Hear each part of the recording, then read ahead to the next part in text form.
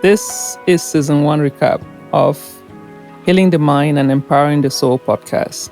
Season 1 of Healing the Mind and Empowering the Soul podcast was never meant to be a checklist for self-improvement. It was not designed to tell you what to fix, how fast to heal, or who to become next.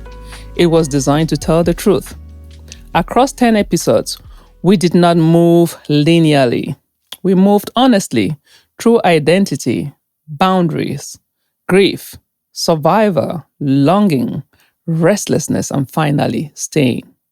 Because healing is not a straight path, okay? It's not linear.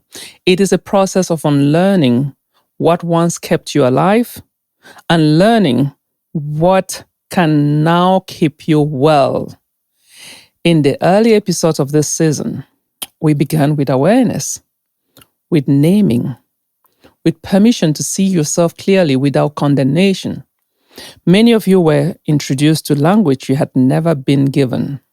Language for burnout, emotional exhaustion, people-pleasing, overfunctioning, and the quiet ways survivor disguises itself as strength. Awareness was not the destination, it was the doorway. As the season unfolded, we explored what happens when awareness disrupts familiar patterns, when boundaries cost you access, when growth changes your standards, when healing rearranges relationships and exposes grief you didn't expect to feel. These episodes were not about becoming harder, they were about becoming clearer. We named something important together. Healing does not only remove pain, it removes tolerance. And then, midway through the season, we entered more vulnerable territory. We talked about why healing can feel unsafe, why calm can trigger anxiety, why the nervous system resists peace before it learns to trust it. This was a turning point, not just in the season, but in this work we are doing together. Because this is where many people turn back to what is familiar. When the chaos stops and the body panics, when the crisis ends and the nervous system doesn't know what to do, when peace feels suspicious instead of soothing.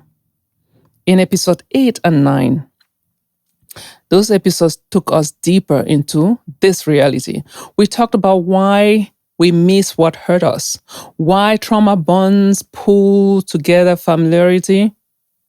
towards familiarity, that is, why intensity gets mistaken for intimacy, and why longing is not a failure of healing, but a residue of survival. We told the truth gently.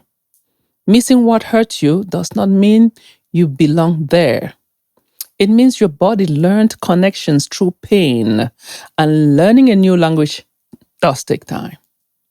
By the time we reach episode 10, the work had shifted again. Healing was no longer about leaving. It was about staying, yes.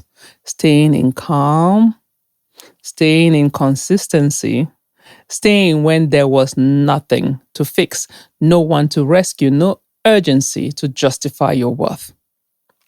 Learning to stay is one of the hardest parts of healing because it requires trust without proof. It asks you to remain present when your nervous system is still adjusting. It asks you to let safety become ordinary. And that is not passive work, it is courageous work.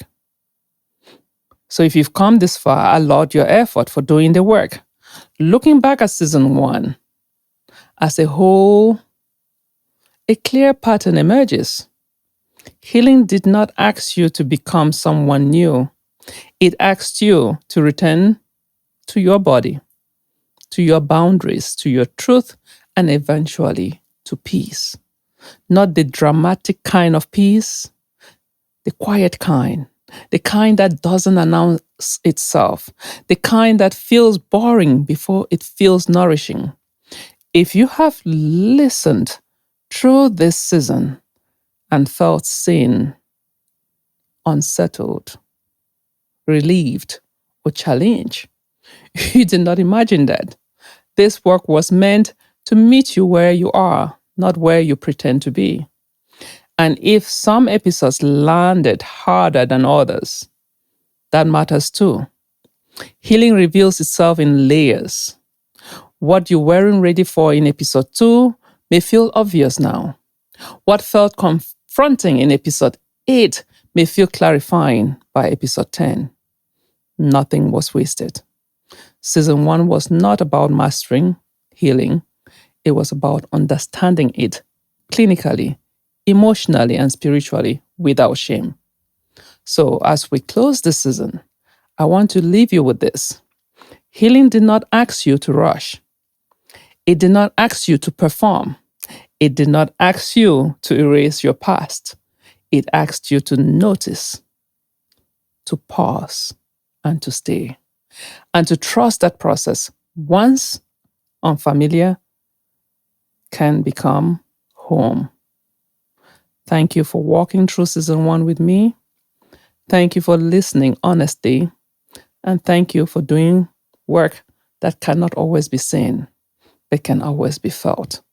So in season 2, we'll build from season 1. We'll build from here. Not by starting over, no, but by going deeper. Until then, honor your process. Everybody heals differently. There is no timestamp on your healing. Protect your nervous system. And remember, learning to stay is healing too.